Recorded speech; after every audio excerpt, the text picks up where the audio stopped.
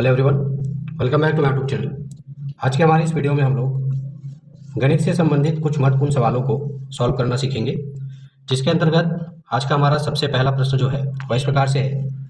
एक वृत्त की त्रिज्या दोगुनी कर दी जाए तो इसका क्षेत्रफल कितने गुना हो जाएगा। इस क्वेश्चन के लिए ऑप्शन इस प्रकार से है। ऑप्शन ए 1 गुना, ऑप्शन बी 2 गुना, ऑप्शन सी 3 गुना और ऑप्शन डी 4 गुना। तो चलिए इस प्रकार के क्वेश्चन को कैसे सॉल्व किया जाता है उसको सीखते और समझते हैं।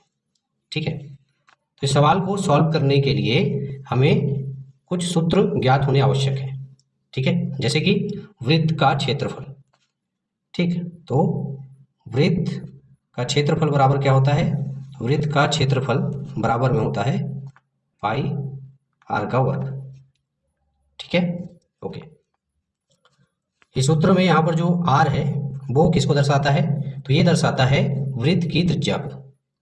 ठीक है, तो यदि यहाँ पर आर बराबर क्या? त्रिज्या, तो क्वेश्चन में कहा गया है कि वृत्त की त्रिज्या दोगुनी कर दी जाए। ठीक है, यहाँ पे जो वृत्त की त्रिज्या होगी वो आर होगी। ठीक है, अब इसको दोगुनी करने की बात की जा रही है, तो दोगुना करेंगे तो वृत्त की त्रिज्या क्या हो जाएगा? तो ये हो जाएगा 2 गुना आर बराबर 2r। ठीक है, तो ये हो जाएगी नई त्रिज्या। ठीक है, क्वेश्चन के अकॉर्डिंग हमने वृत्त की जो त्रिज्या है उसको दोगुना कर दिया।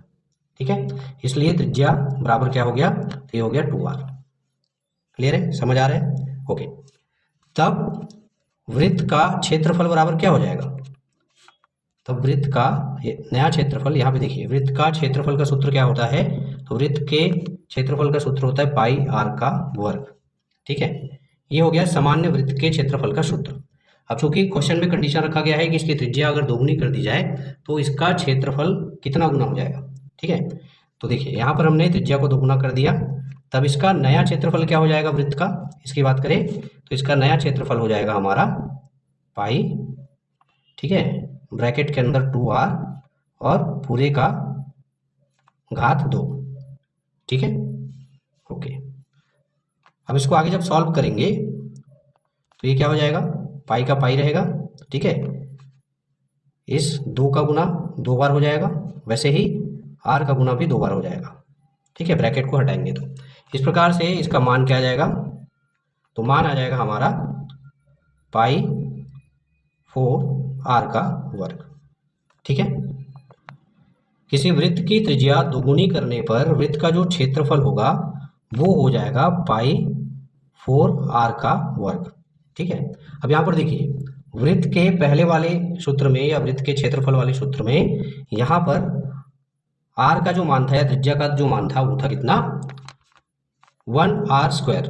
ठीक है, यहाँ पर सिंगल है r, त्रिज्या r है। ठीक है, यहाँ पे सिंगल है, और यहाँ पर हमने जब उसकी त्रिज्या को दोगुना कर दिया उसके बाद इसके नए क्षेत्रफल की गणना करी तो मान कितना आ रहा है? यहाँ पे देख सकते हैं, यहाँ पर आ रहा है 4r। ठीक है, 4r। ठीक है, यानी क्या होगा? वृत्त की त्रिज्या यदि दोगुनी कर दी जाती है तो उस वृत्त का क्षेत्रफल कितना गुना हो जाएगा? तो ये हो जाएगा 4 गुना। ठीक है, यहाँ पर 1r है और यहाँ पर 4r है। ठीक है, या ऐसा भी कह सकते हैं यहाँ पर 1r का वर्ग है और यहाँ पर 4r का वर्ग है। ठीक है, तो इस क्वेश्चन में 4 गुना वाला ऑप्शन कौन सा ऑप्शन में दिया हुआ है? तो ये दिया हुआ है हमारे ऑप्शन नंबर डी में, यानी कि इस क्वेश्चन का जो राइट आंसर हो जाएगा वो हो जाएगा ऑप्शन नंबर डी। क्लियर? एक वृत्त की त्रिज्या दोगुनी कर दी जाए तो इसका क्षेत्रफल कितने गुना हो जाएगा? तो इसका क्षेत्रफल जो है वो 4 गुना हो जाएगा। ओके, आई होप आप सभी को इस प्रकार का क्वेश्चन कैसे सॉल्व किया जाता है वह बहुत अच्छे तरीके से समझ में आ गया होगा। ओके, चलिए अब अगले क्वेश्चन की तरफ चलते हैं। ओके, तो आज का हमारा अगला क्वेश्चन इस प्रकार से है। 5 संख्याओं का औसत 20 है। यदि एक संख्या 10 बढ़ा दी जाए तो नया औसत क्या होगा? इस क्वेश्चन के लिए ऑप्शन इस प्रकार से है। Option A 20, option B 22, option C 24 और ऑप्शन डी 26। तो चलिए इस प्रकार के क्वेश्चन को कैसे सॉल्व किया जाता है उसको सीखते हैं और समझते हैं। ठीक है, अब देखिए यहाँ पर क्वेश्चन में क्या दिया हुआ है? तो क्वेश्चन में दिया हुआ है 5 संख्याओं का औसत कितना है? कह रहा है 20 है। ठीक है, तो 5 संख्याएं जिनका औसत कितना है? औसत की बात करें तो ये दिया हुआ है 20। ठीक है, तब संख्याओं का कुल मान कितना हो जाएगा? तो संख्याओं का कुल मान ज्ञात करने के लिए हम करेंगे 5 गुना 20 तो इसका कुल मान आ जाता है हमारा 100। ठीक है, 20 पंचे कितना होता है 100, तो इसका ये आ गया कुल मान। क्लियर है। अब क्वेश्चन में आगे कहा गया है यदि एक संख्या 10 बढ़ा दी जाए, ठीक है, तो नया औसत क्या होगा। अब क्या करेंगे, जो कुल मान आया इसमें हम लोग एक संख्या 10 बढ़ा देंगे, जब बढ़ा देंगे तो इसका मान कितना हो जाएगा, तो ये हो जाएगा 110। ठीक है, क्लियर है, ओके।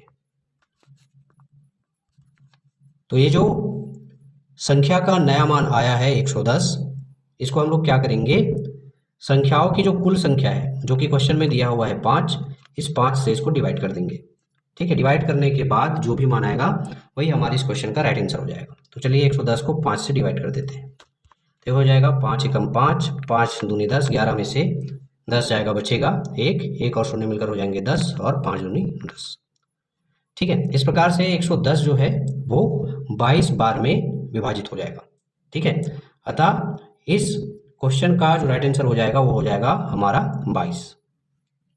ठीक है, क्लियर है। और 22 कौन सा वाला ऑप्शन में दिया हुआ है, तो 22 दिया हुआ है हमारे ऑप्शन नंबर बी में, यानी कि इस क्वेश्चन का राइट आंसर हो जाएगा ऑप्शन नंबर बी। ठीक, 5 संख्याओं का औसत 20 है, यदि एक संख्या 10 बढ़ा दी जाए तो नया औसत क्या होगा, तो नया औसत हो जाएगा हमारा 22। क्लियर। आई होप आप सभी को ये क्वेश्चन कैसे सॉल्व किया जाता है वह भी बहुत अच्छे तरीके से समझ में आया होगा। इसी प्रकार के इंपॉर्टेंट क्वेश्चंस को लेकर, टॉपिक को लेकर मिलते हैं हमारे नेक्स्ट वीडियो में। तब तक के लिए धन्यवाद, थैंक यू सो मच।